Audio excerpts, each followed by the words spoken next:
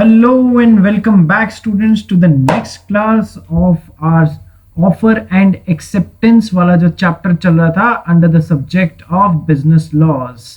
कल हमने देखा था एक एग्जाम्पल और उस एग्जाम्पल की सहायता से जिसमें वेरियस अलग अलग डेट्स दी गई थी, अलग अलग इवेंट्स की होने की डेट्स दी गई थी, किस तारीख को ऑफर आया, किस तारीख को वो कम्युनिकेट हुआ, उसी तरीके से एक्सेप्टेंस किस तारीख को लेटर बॉक्स में पोस्ट हुआ।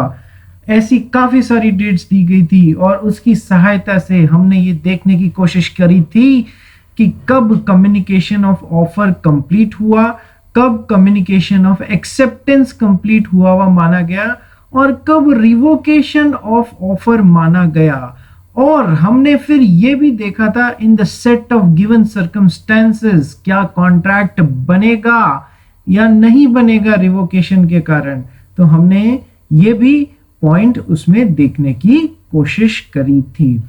आइए आगे बढ़ते हैं और कुछ दूसरे और इंपॉर्टेंट पॉइंट्स जो इस चैप्टर के हैं उन्हें फिनिश करते हैं आज।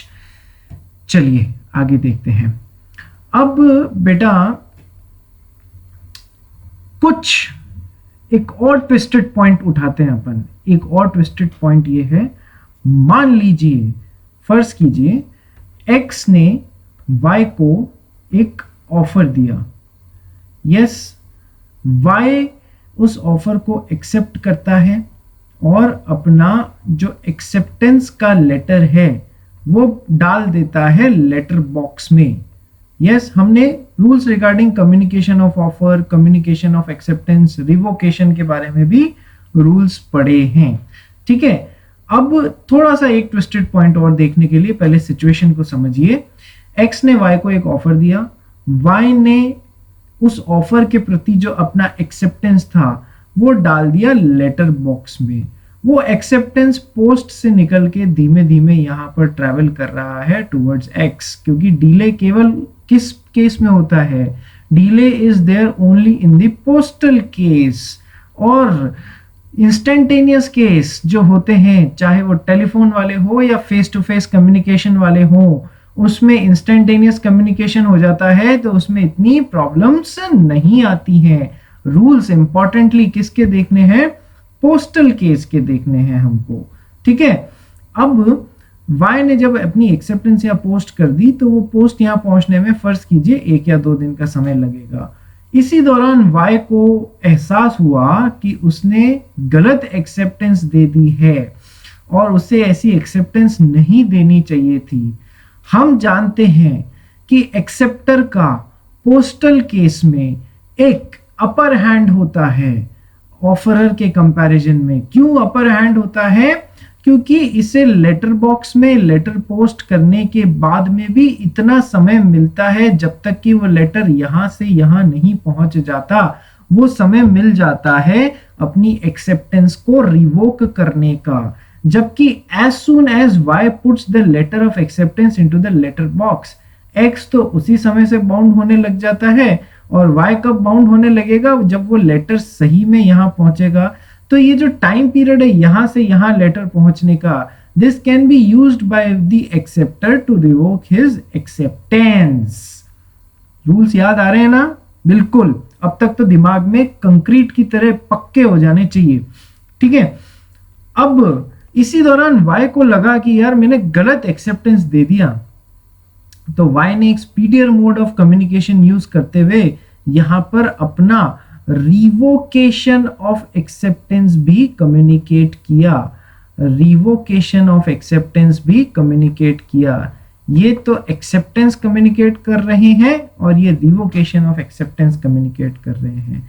ठीक है, as soon as the letter is put into the letter box by him, ये बंदा उससे बाउंड होने लग जाता है। लेकिन ये बंदा उससे कब बाउंड होने लगेगा? जब वो लेटर सही में, लेटर ऑफ एक्सेप्टेंस सही में यहां पर पहुंच जाएगा और इसकी नॉलेज में आ जाएगा, तब ये उससे बाउंड होने लग जाएगा। यस, इसी दौरान वाई ने रिवोकेशन का लेटर भी यहां पर डाल दिया। ठीक है, अब यदि लेटर ऑफ एक्सेप्टेंस पहले यहां पहुंच जाता है और रिवोकेशन का लेटर बाद में पहुंच जाता है, तब तो कॉन्ट्रैक्ट सिचुएशन नंबर 1 क्या हो गई? लेटर ऑफ एक्सेप्टेंस पहले पहुंच रहा है और रिवोकेशन का लेटर अभी तक पहुंचा नहीं है और एक्स की नॉलेज में वो आ चुका है, तो कॉन्ट्रैक्ट बन जाएगा। सिचुएशन नंबर 2 क्या हो गई कि यदि लेटर ऑफ रिवोकेशन, क्योंकि स्पीडियर मोड ऑफ कम्युनिकेशन के द्वारा डाला गया था, स्पीडियर मोड ऑफ कम्युनिकेशन के द्वारा, ठीक है। तो अब बात सुनिए, कॉन्ट्रैक्ट वाई के केस में तो, एक्स के केस में तो पहले ही बन गया था, यहां पर जैसे ही लेटर बॉक्स में डाला वो उससे बाउंड होने लगा, लेकिन वाई के लिए अभी एक्सेप्टेंस पूरी होनी बाकी है, क्योंकि एक्सेप्टेंस का लेटर जब वापस यहां पहुंचेगा तब ये उससे बाउंड होना चालू होगा। यस, लेकिन तो पहला केस हमने देख लिया जहां पर एक्सेप्टेंस का लेटर पहले पहुंच जाता है और भले ही स्पीडियर मोड से भेजा और रिवोकेशन का लेटर बाद में पहुंचता है, तो वाई भी उससे बाउंड होने लग जाएगा। ये तो हो गया पहला केस। दूसरा केस जहां पर एक्सेप्टेंस का लेटर अभी तक नहीं पहुंचा है, लेकिन रिवोकेशन का लेटर अभी तक पहले पहुंच गया, क्योंकि स्पीडियर मोड ऑफ कम्युनिकेशन काम लिया गया था, उसने अपना काम कर दिया, तो फिर ये कॉन्ट्रैक्ट नहीं माना जाएगा, ये कॉन्ट्रैक्ट के लिए से वाई बाइंड नहीं होगा। बात समझ में आ गई। और सबसे ट्विस्टेड केस, तीसरा केस, दिमाग लगा सकते हैं आप, आपको समझ में आ गया होगा कि वाई ने एक्स को जो लेटर ऑफ एक्सेप्टेंस डाला था और जो लेटर ऑफ रिवोकेशन डाला था, वो दोनों सेम टाइम पे यहां पर एक्स के पास में पहुंच गए हैं। वाई ने जो एक्स के लिए लेटर ऑफ एक्सेप्टेंस डाला था और जो लेटर ऑफ रिवोकेशन डाला था, वो दोनों यहां पर सेम टाइम पे, एग्जैक्टली सेम टाइम पे पहुंच गए हैं। तो यार अब इस केस में क्या होगा, कॉन्ट्रैक्ट बना हुआ माना जाएगा या नहीं माना जाएगा? सोच के देखो, कितना अच्छा केस है और कितनी अच्छी सिचुएशन है। भैया इस केस में मैं बता देता हूं आपको, यदि सब कुछ इस बात पे डिपेंड करेगा कि इस बंदे ने, ऑफर देने वाले ने, पहले एक्सेप्टेंस का लेटर खोल के पढ़ा है या पहले रिवोकेशन ऑफ एक्सेप्टेंस का लेटर खोल के पढ़ा है। यदि उसने पहले एक्सेप्टेंस का लेटर खोल के पढ़ लिया भैया, तब तो कॉन्ट्रैक्ट बन जाएगा। और कैसा कॉन्ट्रैक्ट, किस तरीके से हो जाएगा formation? Accidental formation of the contract हो जाएगा। और यदि उसने पहले रिवोकेशन का लेटर पढ़ लिया और फिर एक्सेप्टेंस का लेटर पढ़ रहा है, तो फिर क्या हो जाएगा, कॉन्ट्रैक्ट नहीं बनेगा और रिवोकेशन वाला रूल माना जाएगा। वापस, यदि लेटर ऑफ एक्सेप्टेंस और letter of revocation same time पे पहुंच रहे हैं इस बंदे के पास में, तो अब क्या मैटर करेगा कि इसने पहले लेटर ऑफ एक्सेप्टेंस उठा के पढ़ा है या पहले लेटर ऑफ रिवोकेशन उठा के पढ़ा है। पहले यदि इसने लेटर ऑफ एक्सेप्टेंस उठा के पढ़ लिया तो कॉन्ट्रैक्ट बन गया, वाई उससे मेरा मतलब है वाई उससे बाउंड होने लग जाएगा। कॉन्ट्रैक्ट तो पहले ही बन गया था एक्स के लिए, लेकिन वाई भी उससे बाउंड होने लग जाएगा। जबकि यदि उसने लेटर ऑफ रिवोकेशन पहले उठा के पढ़ लिया तो फिर वाई जो है अपनी एक्सेप्टेंस से बाउंड नहीं होगा, क्योंकि रिवोकेशन पहले कंप्लीट हुई भी मान ली जाएगी। ये तीसरा केस आपको समझ में आ गया। वैसे तो तीनों ही केसेस समझ में आ गए होंगे, बट तीसरा केस भी आपको समझ में आ गया होगा। ठीक है, आपके मन में एक सवाल आ रहा होगा, सर यदि हम कैसे माने कि एक्स ने कौन सा पहला लेटर उठा के पढ़ा, लेटर ऑफ एक्सेप्टेंस पढ़ा या लेटर ऑफ रिवोकेशन पढ़ा? क्योंकि जो भी उसके फेवर की बात होगी वो तो वही बोलने लग जाएगा कि नहीं नहीं मैंने पहले लेटर ऑफ एक्सेप्टेंस पढ़ा, नहीं नहीं मैंने पहले लेटर ऑफ रिवोकेशन पढ़ा। नहीं, हमें ये क्वेश्चन करने का कोई अधिकार नहीं है। हमें ये क्वेश्चन जो है ये इसका आंसर एक्स के ऊपर छोड़ना पड़ेगा। जो भी एक्स बोलेगा उसे बिलीव करना पड़ेगा, इसलिए इस केस में मत जाइएगा।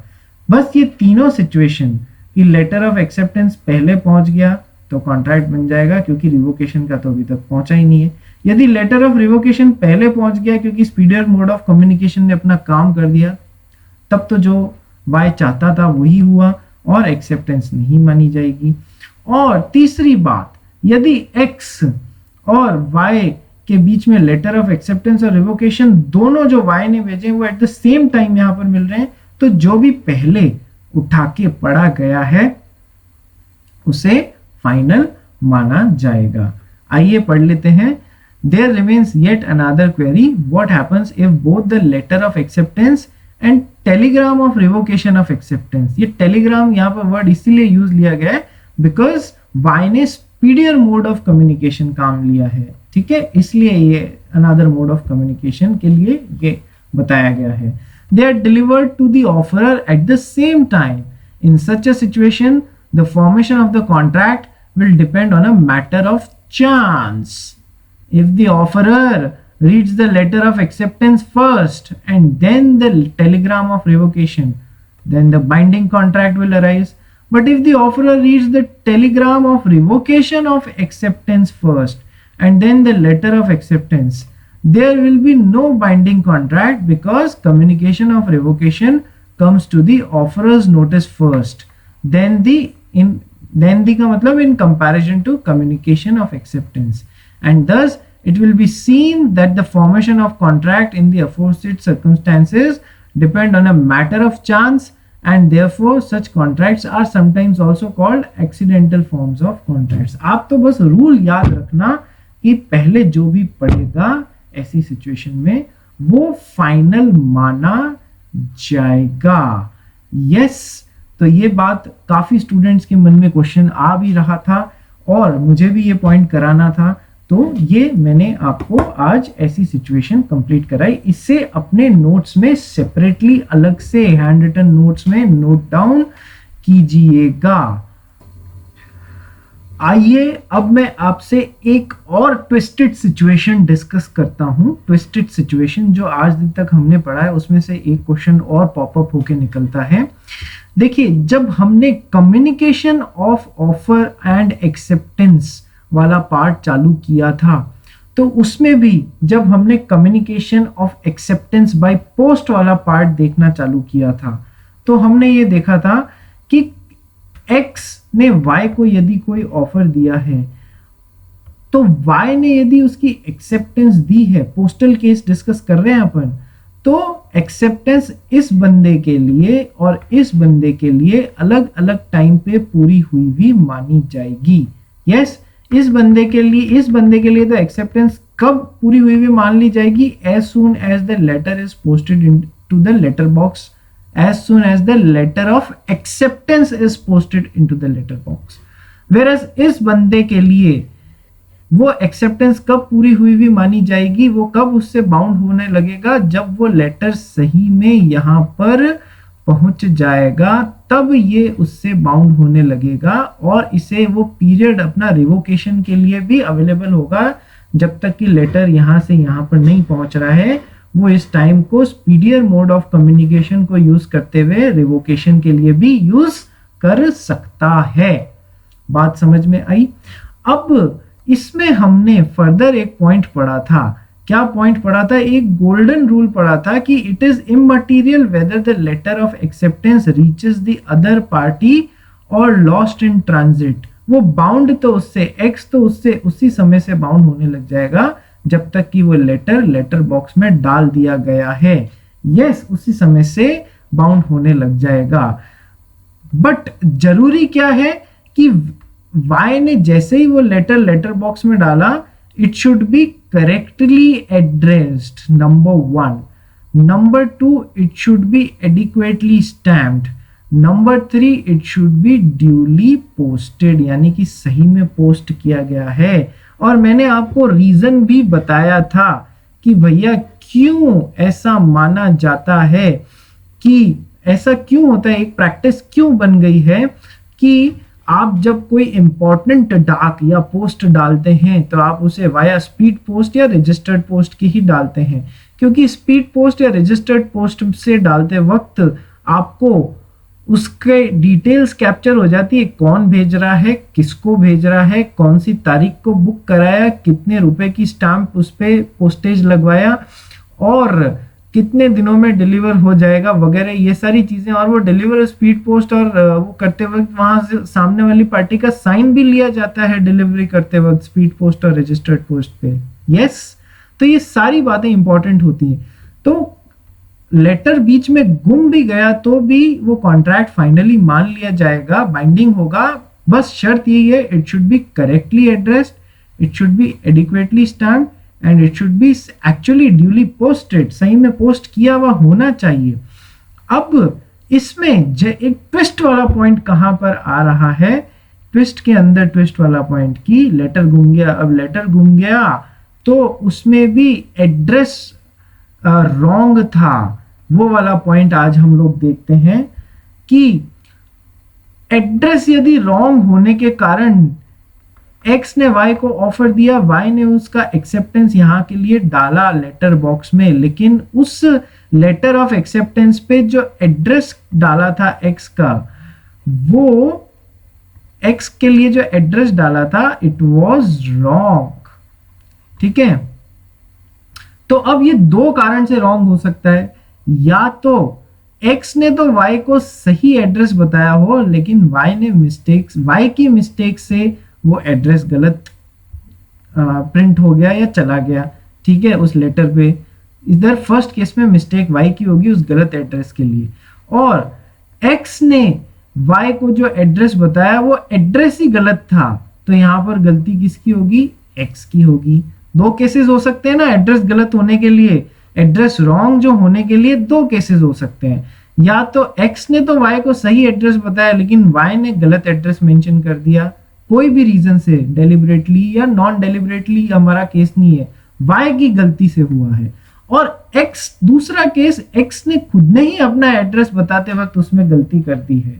यस, x की तरफ से जो कम्युनिकेशन हुआ है अपने एड्रेस को लेके वो गलत हो गया, तो अब इसमें y की गलती तो नहीं है ना। आइए देखते हैं, if the letter of acceptance is misdirected because it is not been addressed correctly, there would in law be no communication of the acceptance. तो फिर y ने यदि एड्रेस गलत लगाते हुए यहां पर जिसमें y की गलती है तो वो एक्सेप्टेंस कभी भी एक्सेप्टेंस माना ही नहीं जाएगा, और कभी जब एक्सेप्टेंस आएगा ही नहीं ऑफर का तो वो कॉन्ट्रैक्ट की दहलीज तक कभी पहुंच पाएगा क्या, कभी भी नहीं पहुंच पाएगा। तो if the letter of acceptance is misdirected because it is not been addressed correctly, there would in law be no communication of the acceptance. यहां पर हम पहला केस ले रहे हैं जहां पर y की गलती है, तो फिर कोई कॉन्ट्रैक्ट अराइज नहीं होगा। और अब सेकेंड केस की बात करते हैं, but if the wrong address is furnished by the offeror himself, यानी कि एक्स ने खुद का ही पता गलत बता दिया, उसके यहाँ काम करने वाले ने गलत पता बता दिया, he will be bound. Y ने जो गलत एड्रेस के साथ में भी एक्सेप्टेंस डाला उससे ये बाउंड होने लग जाएगा, कॉन्ट्रैक्ट फॉर्म हुआ मान लिया जाएगा। ये सेकंड इंपॉर्टेंट पॉइंट आपके समझ में आया। तो आज हमने दो इंपॉर्टेंट बातें डिस्कस की हैं।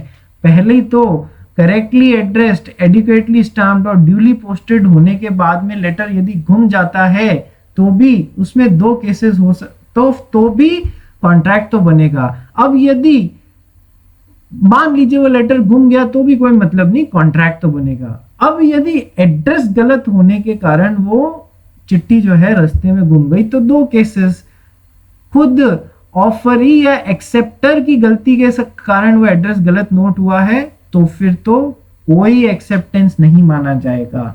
लेकिन रॉन्ग एड्रेस खुद ऑफरर ने गलत बताया अपना एड्रेस तो फिर एक्सेप्टेंस जो लेटर बॉक्स में गलत एड्रेस के साथ में भी डाल दी गई है वो मान ली जाएगी।